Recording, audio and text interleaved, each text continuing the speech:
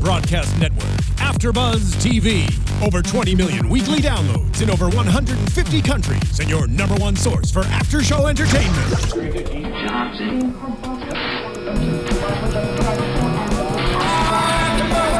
AFTERBUZZ TV, the destination for TV superfans. Producing aftershows for over 300 of your favorite TV shows. Interviewing celebrities and showrunners. And bringing you behind-the-scenes exclusives. All thanks to E! Entertainment's Maria Menounos, producer Kevin Undergaro, and internet leader Akamai. Now, let the buzz begin! Welcome, ladies and gentlemen, to another Falling Skies After Show here on AFTERBUZZ TV. We have Lauren Lograsso. That's true.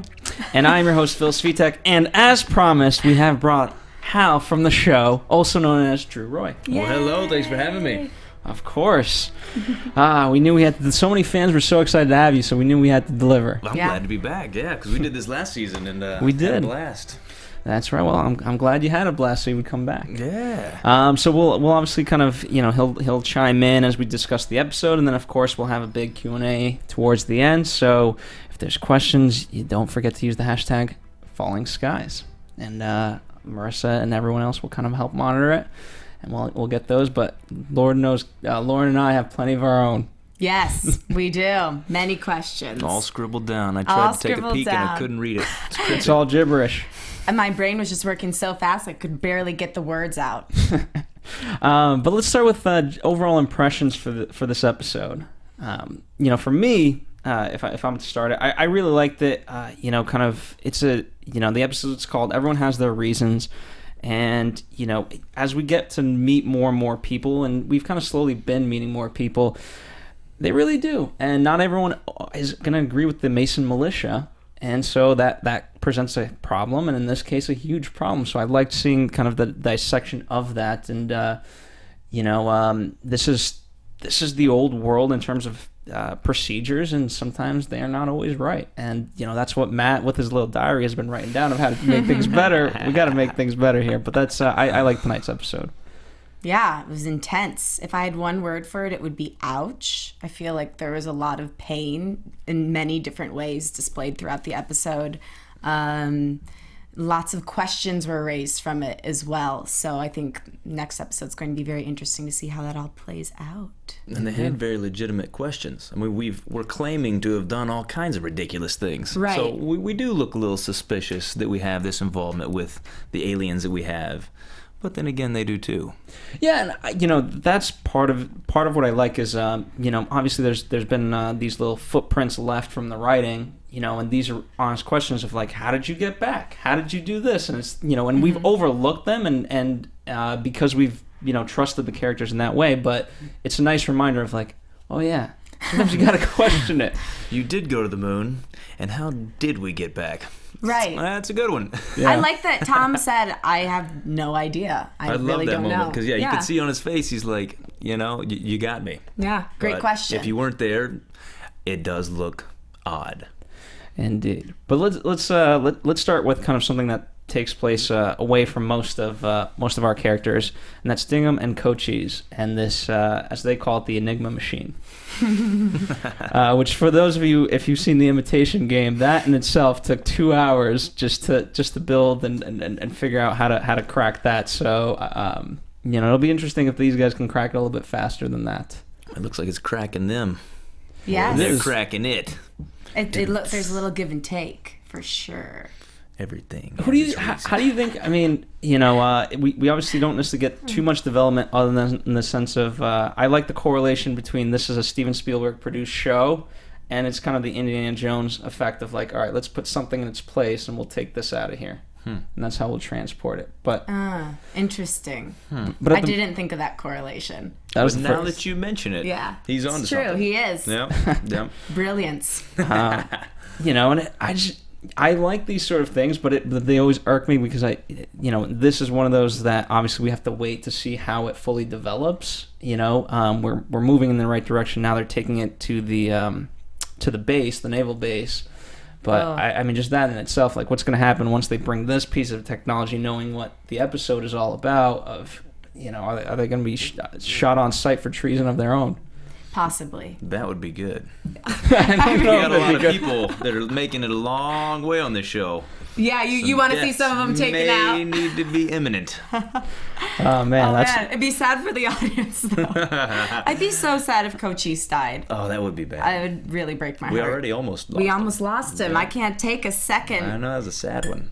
What is it like to work with Chris. Cochise? Because I mean, he's obviously there's Cochise, like his little the costume His and the getup. outfit, but then there's obviously the person portraying it. And I love Cochise because he's the necessary humor on the show. Even today, when Ding goes in for the high Sit- five, whoa, whoa. he's still as much as he's adapted to our ways, there's still humor that he doesn't understand. Oh, Cochise is one of the best parts of the show.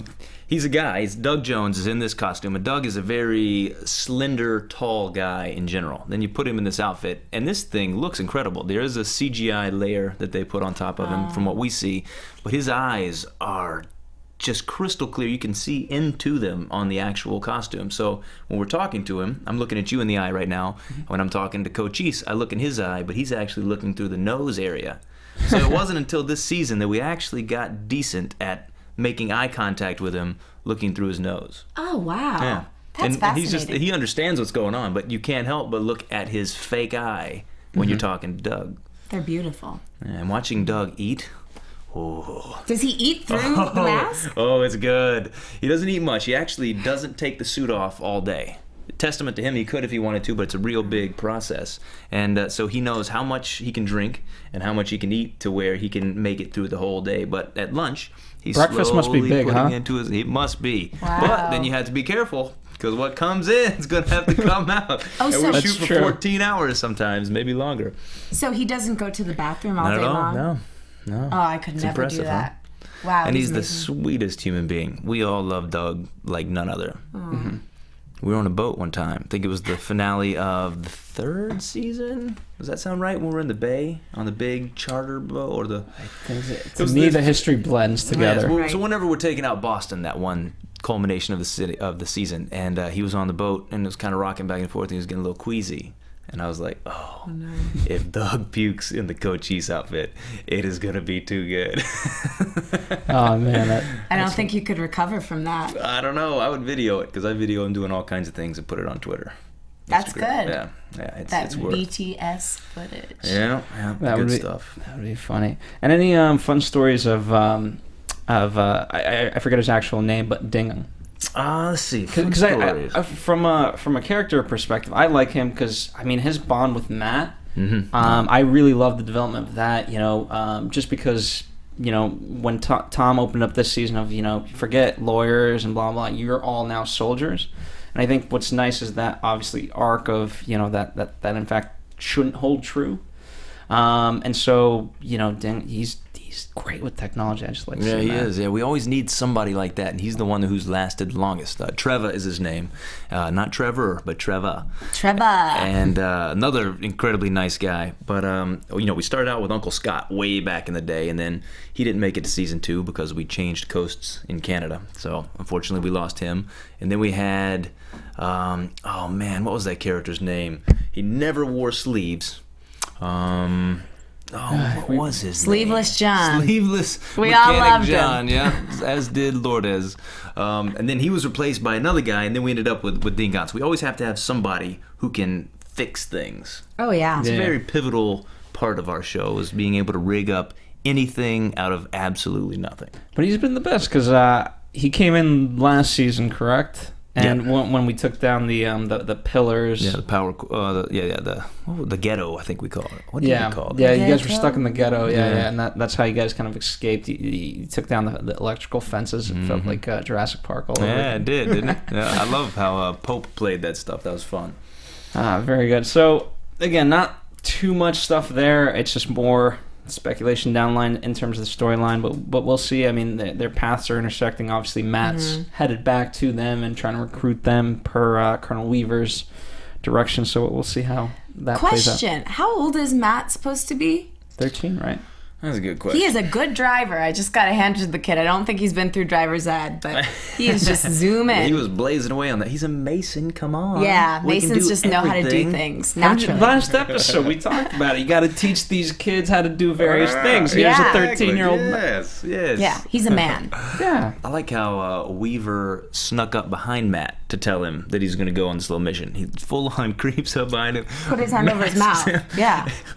It's okay. It's just me. Nobody's around, but here's what we want to do. I was like, whoa, Weaver, take it easy. Well, that's what made me think something was going on with him. With Weaver? Yeah. For that moment, I was like, Cut his uh-oh. hair. Well, the haircut, that was just good sense. He looks very He nice looks now. He's very a good. handsome man. I would be looking at him on set, just think, that's a good-looking fella. He really is, yeah.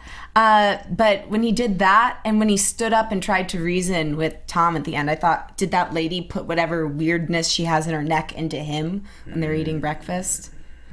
When you say weirdness, how would you classify this weirdness? I think that There's she's some got some weirdness sort of going alien on. bug in her neck. Something's going on. Yeah. She's weird. See? She's weird. She's Drew very says weird. she's weird. Yeah. She So. is. She is very weird. But it's just, it's the blood. I don't know how to describe it. But since we're on Colonel Weaver, let's talk about this relationship. Let's. I'll let you start. Well, obviously, there's some history there. There's some sexual tension. There were things that went down. They had I was going to say unsolved mysteries, but that is clearly not the right use of the term. Unfinished business is what I wanted to say. There's something between them still. Well, there's that one unresolved mystery, I guess. And what is that? It's not PG. Something went on between them because his little giggle when she finds him when we're at gunpoint to the ghillie suit guys. That was a glorious day on set seeing Will play that. I just love watching Will do basically anything, but I like that little giggle that he had of Katie. I thoroughly enjoy. But speaking of the ghillie suits, those things are incredible. When these guys were coming out of wardrobe, so ghillie suits, that stuff, where they have all the things dangling from them, snipers have them and whatnot. So they came out of wardrobe, and I looked at them. I was like, whoa, did we get like the second-rate ghillie suits? These look kind of ridiculous. I'm on set. They're already planted. I had no idea. And when they came out of the woods, I was like, holy cow, there was a guy right behind me. Didn't even see him. You could see him if you were looking for him, but if you're just like doing your thing, they blend in incredibly well. What was the first take like? Were you like, hey, does anybody not notice there's no guys here? Well, that Like, was where the are rehearsal. they coming The out? rehearsal was like, whoa, what the? Interesting. Because one guy was just chilling out down there. Just hanging out. Hanging doing his out thing, in the yeah. leaves. Yeah. Having fun. Yeah, blended Acting. right in. Like a little lizard or something. Lizards love blending. Or They're known for it. chameleons. Yeah. Yeah, I mean, indeed, and interesting how kind of, when they first arrive there, she says, "I guess you're the commanding officer based on your rank." He says, "No." He sort of initially passes it off to her, Right. and that's the way for the most part that it stays. I mean, he hasn't really retained rank in any sort of way. Because it should be him doing the kangaroo court. Well, not the court. Kangaroo court. Right. I love that. The courtroom scene. Yeah. Ah, man. But yeah, I mean, is he says he's not under a spell, but do we buy that? Weaver? Yeah. It's hard to put Weaver under a spell. I think he is just loyal, as that's been pointed out in this episode. And So who's he more loyal to? Mason? I think, or her? I think deep down Mason. He hasn't seen this woman for years. So why is he going along with her? Because he still holds a flame for her and they have history together. But I think that deep down he knows something is up. Something's weird. I think he's smart enough to know that. What do you think, Drew? I think it's TNT. Well, you know, I forget. We know drama. Boom. You can't say. It's not fair. I think it's because he's trying. We need as many people as we can get to make this march on DC. He has history with this woman. Obviously, something was there. Something was going on. And so he knows this woman. He feels like she's proven herself to him. He can trust her. And enough things are coming up by the end of the episode. I think we may see a new opinion from him in the next episode. But up to this point, he's trying to resolve as much as he can to keep all sides happy. Right. And I think that was the line that he's trying to walk. And that's why he hasn't done more or less. He's trying to keep this allegiance that he has to make the Second Mass and the 14th a combined group to march on DC. And I think that's sensible. That's very smart. You don't have to spoil anything, but in terms of method, do you guys know each other's motives kind of in advance, or like at least the story arc of various people? And I ask only because, you know, in terms of that, as you guys are filming this episode, do you guys know how Colonel Weaver's going to act in the future episodes? Or even Katie, you know, like in terms of what we're asking with the mark, do you guys know ahead of time of what that actually is, or you guys are playing in the moment? Right. It really depends. Sometimes our scripts come out sooner than later. Sometimes we had one or two instances where we got the full script for the first time the night before, and then boom, went in and shot the next day. That's very unusual.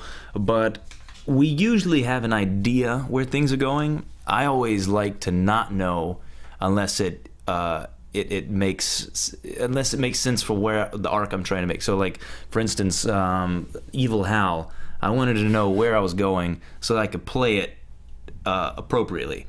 If I'm doing something and I want to know how the Hal and Maggie relationship is going to play out, I don't really care, because I'm taking that moment by moment, and so I don't feel like the need to know how it's going to be resolved. But with Katie, I think we did know. But the season that we had the mole, we had no idea who the mole was. Even Seychelles, who ended up being the mole, she found out she was the mole. Then they called her back up and they were like, well, you might not be the mole now. We may change some things. And then she ended up being the mole anyway. And I had no idea. We suspected things, but we had no clue who it was. I like it like that. So in scenes, we'd be looking at each other and, oh, wow, it's fishy. How is Katie?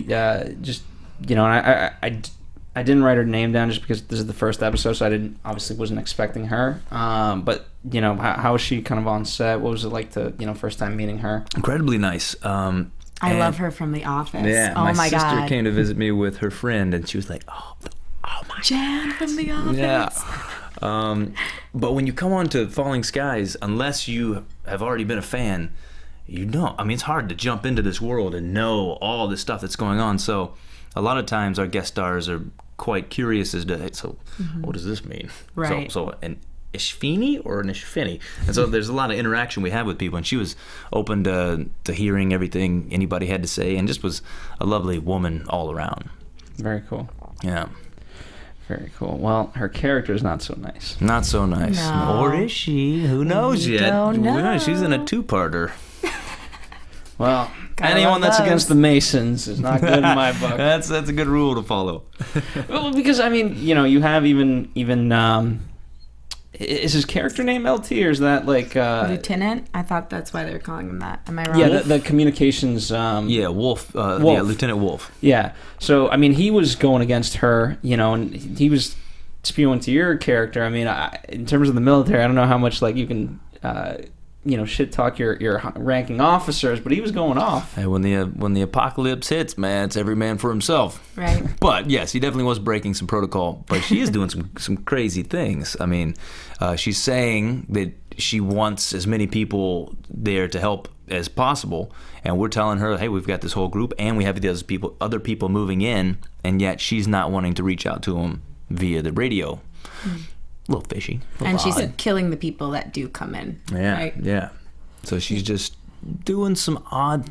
She's saying one thing, but displaying something else. Oh, saying and displaying. Saying and displaying. And she's, you know, the fact that, you know, we obviously don't know her full involvement with what happened with Ben, but, you know, whether she gave their orders directly, or it seemed to me like these guys at this point were just so well trained at this stuff that it wouldn't even have to necessarily come to her. It would just be taken care of automatically. And when you get to that level, it is sort of scary.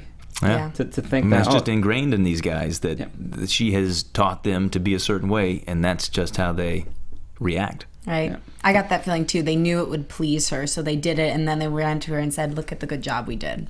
Yeah, It was a good fight sequence too. That was quite quite proud of brutal. Conor. Yeah. I couldn't believe it. I'm like, oh, hi. Conor said So something strong. quite interesting at Comic-Con. They were asking, I think we were all getting a question of like, what was the most significant thing you're taking away from the show? And he said the fact that who he is as a person naturally and who he had to play as Ben are so different that it's pushed him to do things that he would have done on his own. And seeing him do that fight sequence earlier tonight, I was so proud. I mean, that's right up my alley. I love that stuff. But I was so proud of him just committing the way he did and making it look awesome. Look like a Jason Bourne fight sequence. It was incredible. Yeah. What's Conor like as a person? He's probably the person I'm the closest to on the show. There's been a few of us, but as you know, a few have been killed off. But by the final season, he and I were like the two that would hang out. We'd play video games together. Really nice guy, incredibly smart. He's just turned 21, and you'd never guess it. I forget all the time. I feel like he's close to my age. But really, really talented fella. He loves working behind the camera too. He shot a short film that's going to be in the Toronto Film Festival. He starred in another one that's an independent film that is also in TIFF, and he just booked the second season of American Crime on ABC. Good for him. Yeah, so Very cool. he's one of the lead characters for their second season. Cool. That's awesome. Get it, Conor. He's doing it. Good for him. Before we continue, I want to thank one of our sponsors, Mazda, for supporting this show and supporting AfterBuzz. So they have a question for you at home. Does driving matter to you? Does driving matter to you, Lauren? It does, yeah. I gotta drive. You know what, Drew? I'll tell you, Lauren loves the wind in her hair. When she drives, she'll have the windows down, the wind blowing through her hair. You don't quite get this in LA, but that's why when she's driving and she can really smell, let's say, some pine trees and fresh asphalt. Oh, yeah. That's a lot of driving to get that smell. Yes. But let me tell you, once you hit the road, when you smell that smell, you know you're in a Mazda. That's right. There's no distractions. It's you and the road. So anytime you're driving, just ask yourself, does driving matter to you? Because if it does, they build cars just for you. Because to them, driving matters. And that's Mazda. So thank you for supporting the show, and thank you guys at home for supporting our sponsors. Oh, yeah. All right. So let's get into kind of your storyline now. It's you're always involved in some sort of love triangle. I sure am. This time it's not with Ben and Hal and Maggie. It's with Isabella, Maggie, and you. It's back to two girls, not two guys. So we're moving in the right direction, I guess. But I was quite interested when we had the love square going on. But that was very short-lived, and then Ben backed out of it last episode when Maggie crushed his heart, which was quite a sad scene. Yeah, it was. It was a very nice scene, but yeah. Yeah, they did a great job. But Yeah. That's why it hurt. Yeah. Talk to me about the cafeteria scene, because it was so intense. I mean, you guys were kind of almost going at each other in a way. Maggie and I? Yeah. Yeah. She, the two characters just have so much history, and it's always sort of been the same dynamic of Hal as this, like, puppy dog coming after her, and her, scratching his head and appreciating him, but then having her own trust issues and just being a very private person. So after we got as close as we did when Hal was having all that trouble when he was paralyzed and everything, and then for her to then back away again now, it's just a complicated thing to deal with. So then she almost dies. Hal saves her life behind her back, and Ben offers to put the spikes in, and then lo and behold, now the two of them have this attraction to each other. They've just been through a lot. So now that the cards have sort of settled, and this new girl, Isabella, is a thing, but she really isn't a thing. Like, we had one little kiss. Whoop-de-doo. My girl was like telling me we weren't going to do anything anymore, so that happened. But then now her spikes are gone. That was the only thing keeping those two characters apart. So Hal's trying to let her know, look, let's wipe the slate clean. You are who I want. You are everything I want. But now you're holding back on me because of what you think happened over here when nothing really happened. Mm-hmm. It's just complicated. But I think, no offense, it didn't... No offense to you. No offense, that's not what I got. Well, no, it's not, because it's... When I go back to, I believe it was episode 1, and when he really tells her, like, listen, I love my brother, but I love you more, so I'm willing to break his heart for this relationship.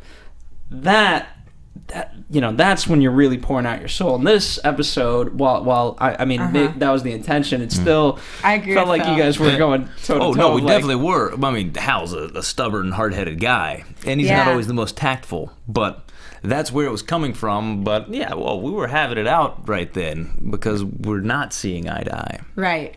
Yeah, I felt like you two were angry at each other. I didn't think you were going to come back together in that episode. Yeah. I mean, the episode before, when you first saw her, you're like, oh, crap, I got my new girl here. I got my old girl. What am I going to do? I'm hell. You don't talk like that. but that's when I felt like, okay, good. Like, they're going to repair it. He's going to explain everything that happened. But in your mind, or will we see it at all, did you already have that conversation with Maggie? Or, like, where you tell her, hey, listen, we kissed. It's no big deal. It's all good. And is that why she's angry, or did she just read between the lines? She definitely. The way I was playing it was she read between the lines. It's always funny when we see the cut to see what didn't make it. So there were some looks across the cafeteria, and she's off on her own with Ben originally in that scene. Okay.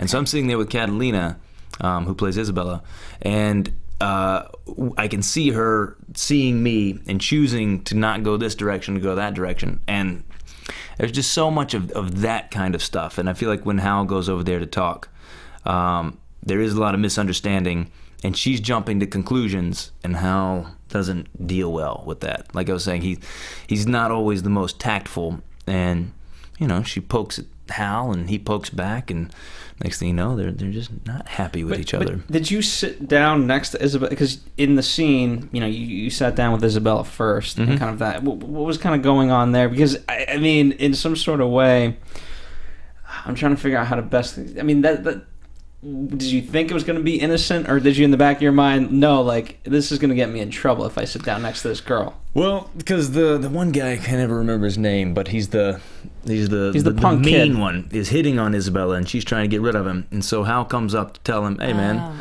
I'm Hal, good to meet you. And then he does his thing and won't shake my hand, does the fist bump. So we sort of end up sitting together over that, more so than anything else.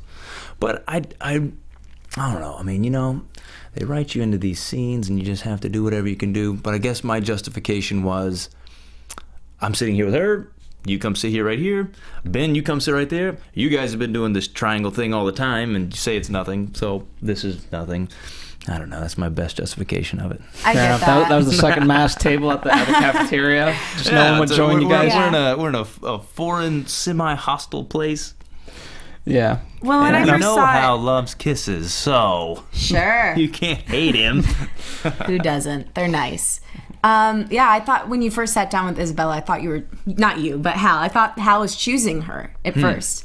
And I can see why you would think that. Yeah, but when you explain it that way, it makes sense. You're being the friend who comes in and saves the girl from the creepy guy. Right. All right, I can get with that. It was not what I originally saw, but I can get with that. And you're right. When you're an actor, you have to justify it with how you act, whatever writing you get. You have to just justify it. And on our show, we shoot a lot of stuff and that actually is a one-shot scene. It's a oneer. And so you're not in real tight on the coverage. And a lot of times, it's funny to hear stuff like that, and it doesn't surprise me at all, but whatever you're thinking as the viewer is what you are going to display onto our faces and read into what we're saying. Right. Whereas on some of these shows, you get in real tight, and you could see that maybe the attention's not all at the girl and like trying to get in there, but like you're thinking of things. And it's just a style thing. I kind of like it when you get in there real close. But I mean, here's the part of it is just by our own nature. Her and I, we're every week we discuss this stuff, so we poke holes into things that sometimes we should, sometimes on the surface it just is what it is.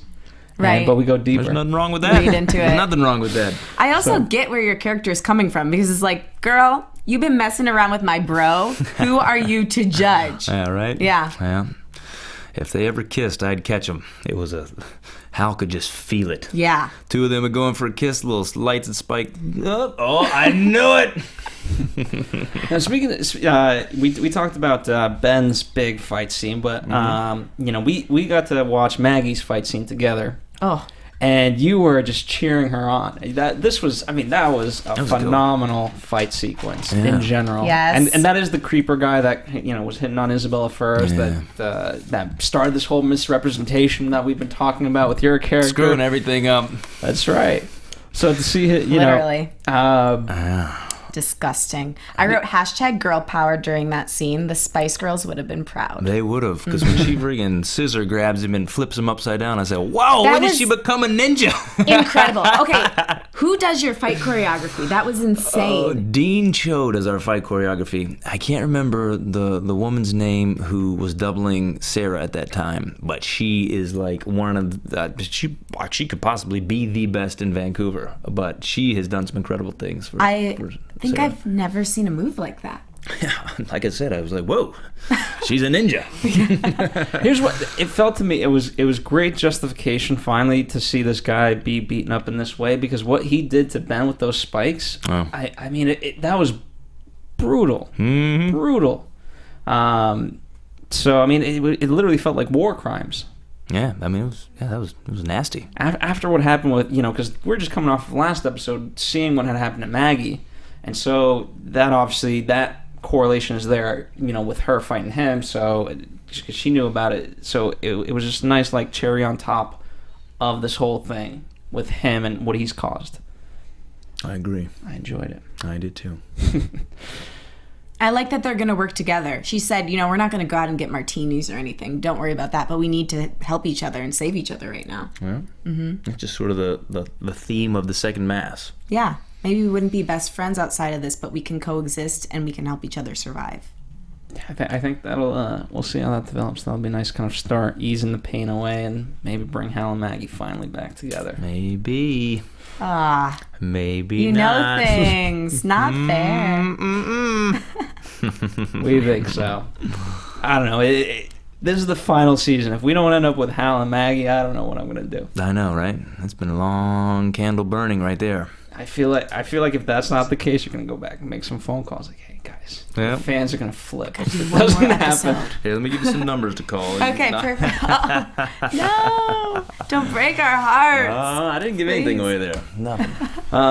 So let's talk about the major event of tonight, which was, the Masons kind of getting held captive. And obviously it starts with Ben, then goes to Tom when he starts freaking out. He hears what happened to Ben, and then Hal just kind of by default gets taken away into this, and then we're off to you can call it the kangaroo court or the whatever you want to call it. The court. Any name you want, it'll work. Good by me.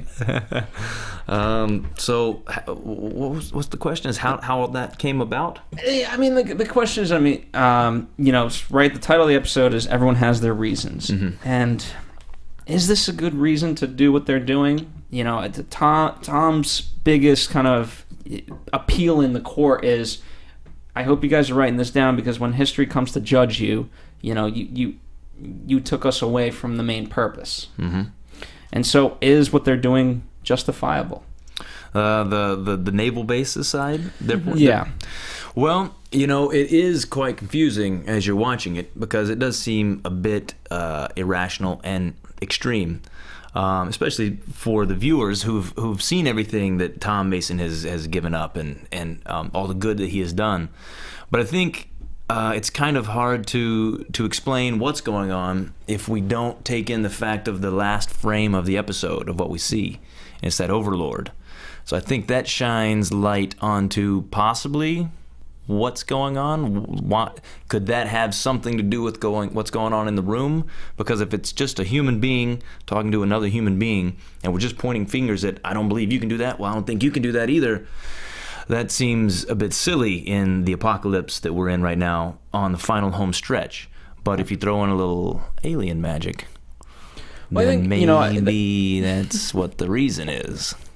It could be, I question, obviously I would love to kind of know more about the naval side of it, but they've said they've done experiments on the various aliens with the that they've even captured an Overlord, and what they ultimately found. They said, quote, cut his ass open, and that made me wonder if they actually cut open his ass. No, but then they I loved what they found out about him. You go ahead, say it. What I think that they said he's a piece of alien.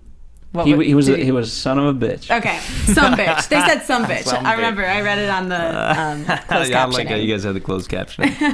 I was gonna say the S word, but then I refrained. But it makes you wonder. Have they actually done any actual research with the aliens that they have captured, because it doesn't seem like if all they deduced that he was a son of a bitch, then it's like, okay, you don't really know. Seems like they're hiding behind something. Yeah. Kind of seems like they just want to torture them. Yeah. It seems like they just have real bad trust issues for no real reason. I mean, they let us all in. If they really were that nervous about outside people, why did they let in this whole second Massachusetts? So I'm saying, I think that final frame is what is sort of indicative of the whole situation as to why things are so absurd in the end. Because to me, it seems ridiculous that you're in the final stretch or not. You're in the apocalypse. You're just going to kill somebody because of hearsay. Right. And 3 of them who are considered supposedly good fighters. It just seems a little out of left field. Yeah. I think the piece in her neck is definitely getting controlled by the Overlord. She has some long pauses. And some... How does this court work? Because I'm not. The kangaroo comes in, and if he steps on your foot, you're out. You're dead. Is that how it really works? No, because obviously we've seen enough jury movies and TV shows, and we kind of know how that works. But I'm wondering the similarities and differences. Is this like that. Judge Judy? Yeah, it could be. We tried to get Judge Judy to play that part. Yeah, she would have been and killer. She wouldn't do it. I have no idea how the law goes there, but I do think that that it actually was based on what military court is like.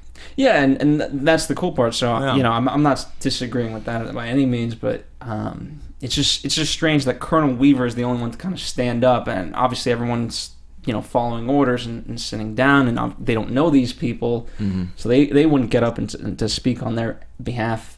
But it's just interesting to watch, and something different. Was it just me, or did Colonel Weaver seem shocked when Katie took the court or the judge position? Did he look shocked?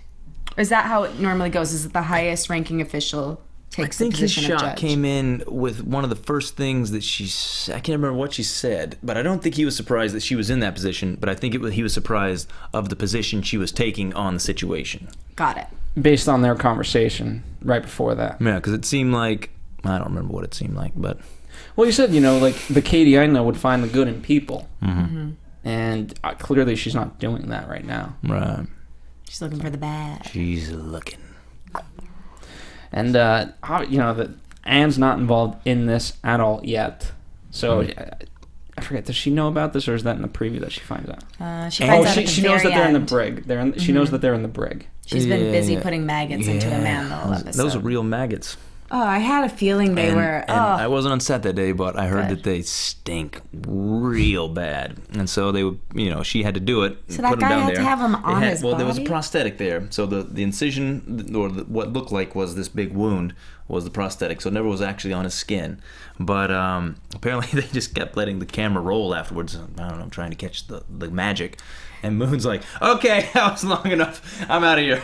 She had to step away. They had a maggot wrangler. How is she with those scenes? Because she's obviously involved in a lot of them. And for us, those are the toughest to watch. I'm like, I literally hold myself like this during those scenes. I can't. It's like I can't do medical. I can't do medical. Or even when the spikes are getting removed, I have to hug myself or else I can't live. I should have taught me that when I was in the scene. Just no. Definitely, it would have helped Hal a lot. I love those scenes. I've always thought it'd be cool to be a doctor, in real life and on a show. But it was funny back in the first season, because obviously Noah knows a thing or two about being a doctor, especially on TV. And Moon would be like, all right, Noah, so in this situation, what do you think would be the best thing to do here? And Noah has all kinds of great tricks of different things. He used to actually have a chicken, like a frozen chicken, in his refrigerator that would have the skin on it, and he would practice suturing with the chicken. And that was just what he would do. And he got good at it, so he didn't have to continue. But his ER stories are pretty interesting. Oof. They had a hard time with continuity with the stethoscope, because if you're in the scene, you throw your stethoscope on this way, next scene, throw it on the other way. Now you have a continuity problem. You got to go shoot the whole thing again. So they would always put their stethoscopes left to right, or they had some system to where you never put it the other way. You always put it this way to not mess up the continuity. Interesting. Yeah. Continuity's tough. It can be. Yeah. I gotta say, one of the things I noticed, like I always notice acting with food. So you and Isabella, when you guys, I forget what they call it, when you just like fake chew.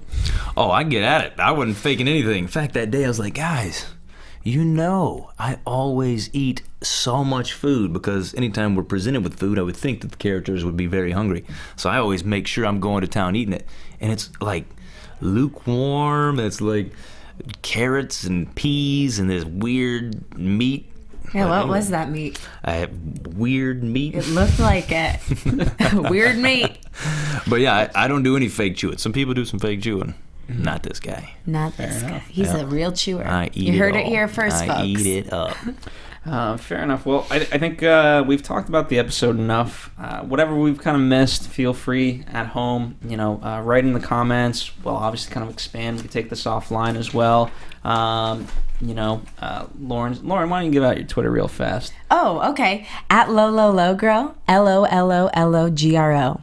And for you, it's Drew_Roy. Correct. So if there's anything on this particular episode that we didn't quite hit, we'll talk about it on the Twitter. Yeah, I the just tweet hit machine. 80,000 Hold on, followers. Marissa. We're getting into our Q&A. Don't jump the gun on me just yet, baby girl. Don't jump that gun. All Leave right. it. So we've got a plethora of questions specifically for Drew. So let's, Lauren, you want to open us up? Sure. Well, I'm wondering, at what age did you decide that you wanted to become an actor?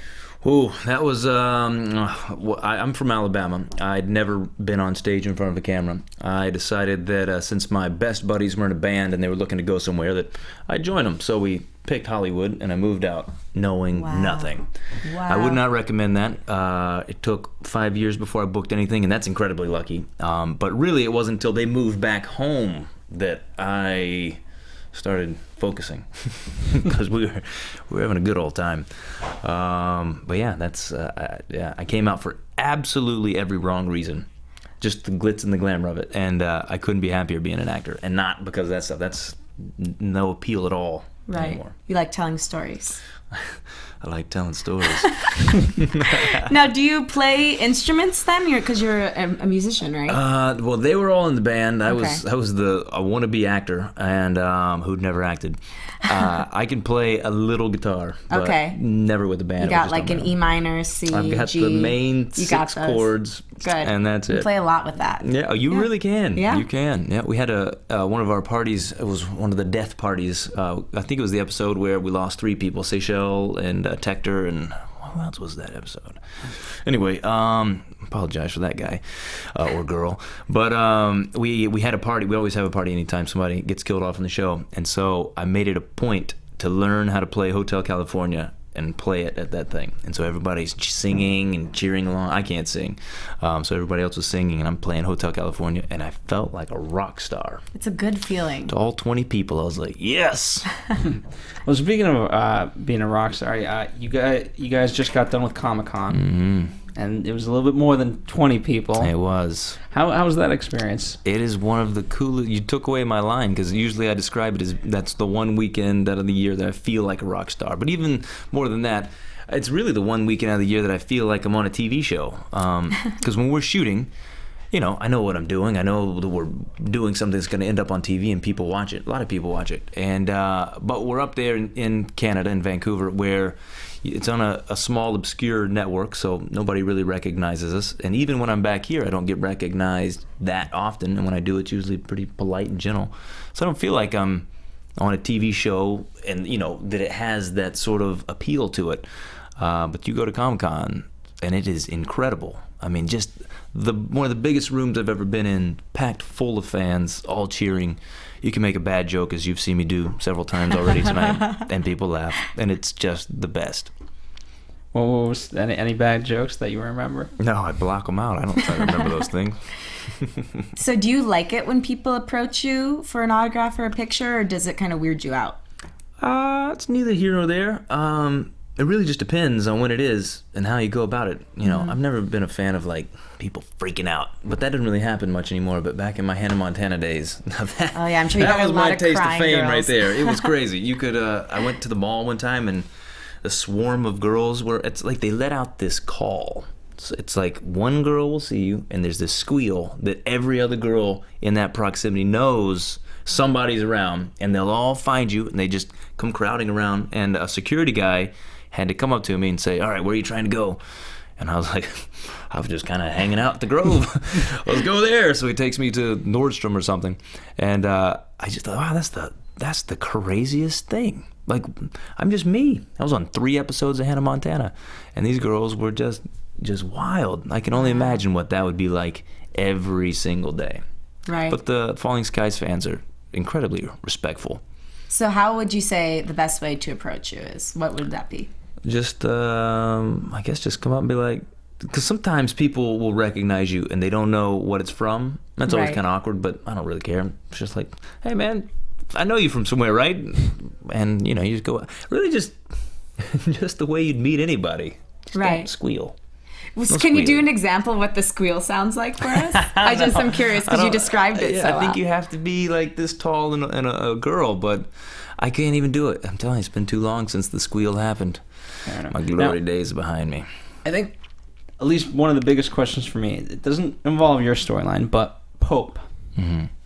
Without going into specifics, are we like just any hint that you can give? Is it over with Pope? Do we not see him? I feel like we have to. Oh, we have to. Yeah. I mean, that's like the biggest nemesis we have aside from the aliens, especially now. He's because he always was a pivotal part of the group and had good things to say from time to time. He was always the truth teller.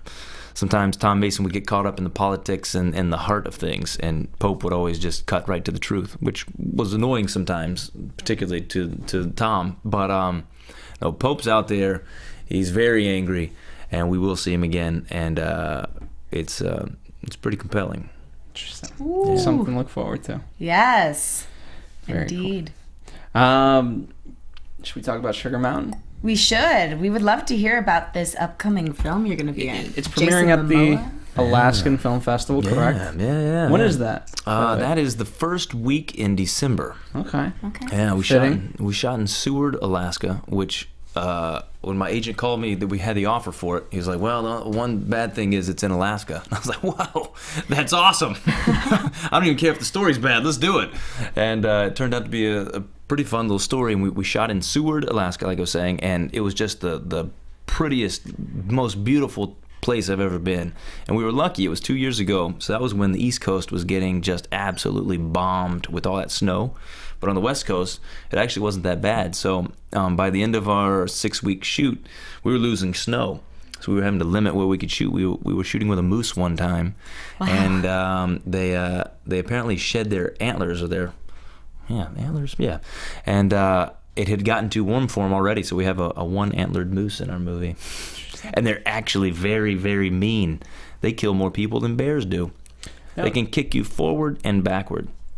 It's unique How to the did moose. you shoot with it then? Was there a moose trainer on set? There was. He had Wow. a shovel. It was like, if it comes too close, I'll make sure he backs out. He wouldn't hit him, but he would just like, do this. And they'd be like, okay, we know this guy. Oh, that's good to know if you're ever Worked with being a chased bear? by one. Yeah. Interesting. Got to get with a shovel. The premise is two brothers, one girl, and a mountain full of lies. Oh, is that our line now? I Ooh. don't know if that I paraphrased I it, like so that, don't quote me 100%. I'll steal it, but that's good. That's good. So what does that mean? A mountain full of lies? Well, so the premise is, like you said, this is 2 guys, 2 brothers, very much like Hal and Ben, and 1 girl, very much like Maggie. And once again, dadgummit, my brother goes for my girl. No. So what happens is we start off, Dad's been gone for a long time. Mom sort of raised us in this Alaskan town. We had this charter boat that would take people out, and so we'd barely make ends meet. Mom has died, and we're just left with us trying to figure out what to do. Lo and behold, my character is a little bit of a playboy, has a good time, and has this huge gambling debt. And then at the beginning of the story, our charter boat is taken away, so our source of income is gone. We live in Alaska. We're not really sure what we're going to do, but I come up with this, what I think is a brilliant idea, that if I pretend to go get lost in the mountains and then come back from it, I can write a book about it. It's very much, he talks about the guy who in Utah gets his arm caught under the boulder and cuts it off. He decides that if he does this and makes it look a certain way, he can come back and sell the story. So after trying to talk everybody into it, they finally agree to let him do it. But once he gets up in the woods, things don't go according to plan. Yeah. And Cool. that's when my brother moves in on my girl. Boy, sounds like quite a situation. You know, I know how to play that scene. Very good. All right, and forgive me, I didn't write down the website of the sugarmountainmovie.com. I believe it is what it is. Sounds good. Or Google Yeah. it. Yeah, I didn't even know we had a site yet. There But, we go. Yeah. Breaking news. There is a site. Boom. For that right here. Sugar Mountain. AfterBuzz TV. Yeah. That's Yeah. right. That's right. We've I'll broken find a it. lot I'll tonight. put it on my Twitter tomorrow. Perfect. And then there. Yeah, There you so go. that people can find it. Yeah. Now, speaking of Falling Skies, we've got 3 episodes left. Why don't we get into some predictions? Lauren and I will predict. You don't have to say I'd love to this. hear this. No. Actually, tomorrow I wanted to put out a tweet saying, like, what do you think is going to happen? So, Well, this is entertain me. All right, so we're known for saying that the previews can be a little bit cryptic. Mm-hmm. There was nothing cryptic about this one. We've got all the Masons, including Anne, lined up at gunpoint, ready to be shot at. Now, whether or not they get shot, that remains to be seen. I highly doubt that any of them will get shot. Really? You have that kind of faith? Have we been that weak on killing our characters? I don't think anyone will get shot. You know what? Not the Masons. I don't know. There's a lot of Masons running around after all these years. You know what? Here's the thing. Okay, if you're going to force my hand into think anyone's going to die, I would guess Ben, only because of the spikes. I don't know. If he was going to die, it would be because he couldn't live without the spikes. So not from gunfire, but from just the fact Spike fire. The poor procedure. lack Yeah. of fire, Yeah. lack of spikes. Okay, okay. Interessante. Well, And I don't think Pope's coming back next episode, but I think he's definitely back in on 8. No, wait, next Yep. Yeah. 9. You got it, Yeah, right? so next episode is 8. yeah, Oh, eight's it coming is? up. Oh. So Nine. I would say he's back in on 9. Okay. Okay. I think that we're going to find out about that neck piece. Yeah, I think it's connected to the Overlord, as I stated earlier. I also don't think that the Masons are going to die. I think they're going to fight their way out of it somehow. And I think that little Maddie is going to come through for us with Cochise and all the other gang that's over there at the camp with the device. Oh, the So- whiskey distillery. Yeah, the whiskey distillery camp. My favorite kind of camp. That's my kind of camp. Yeah. Unless they're all too drunk to get back. It could That'd make be it more entertaining. interesting, yeah. Yeah. So, Fair enough. All right. Anything for us that you can say that we can look forward to?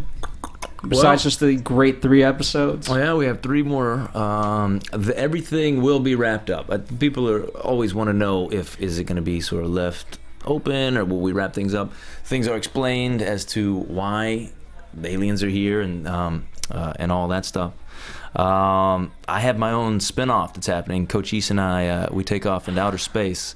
So got so that'll excited. be next season on TNT.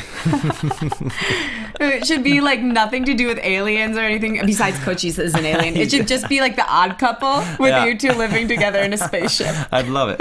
I'd be all for it. Fan fiction. You guys need to write it. Oh man. Let's see. Well, there's so many questions, so don't forget to if you guys tweet your fan theories at Drew_Roy. Be sure to also include at Falling Skies TNT. Lauren, what's your Twitter one more time? You can find me at Lolo Logro. And of course, follow us here at AfterBuzz TV, Facebook, Twitter, Instagram. Thank you once again, Drew Roy, for Thank you, joining Drew. us. Thanks for having me. Yeah. This has been a blast. Wish we could go a little bit more, but such is such. Such is such. Next season. Next. Oh, It ain't over till it's over. that's right. That's right, Captain Weaver. We don't get the answers we want. We're going to make another season here at AfterBuzz. All right, guys. See you next week on another Falling Skies after show here on AfterBuzz TV. Bye. From executive producers Maria Menounos, Kevin Undergaro, Phil Svitek, and the entire AfterBuzz TV staff, we would like to thank you for listening to the AfterBuzz TV network. To watch or listen to other after shows and post comments or questions, be sure to visit AfterBuzzTV.com. I'm Sir Richard Wentworth, and this has been a presentation of AfterBuzz TV. Buzz you later. The views expressed herein are those of the hosts only and do not necessarily reflect the views of AfterBuzz TV or its owners or principals.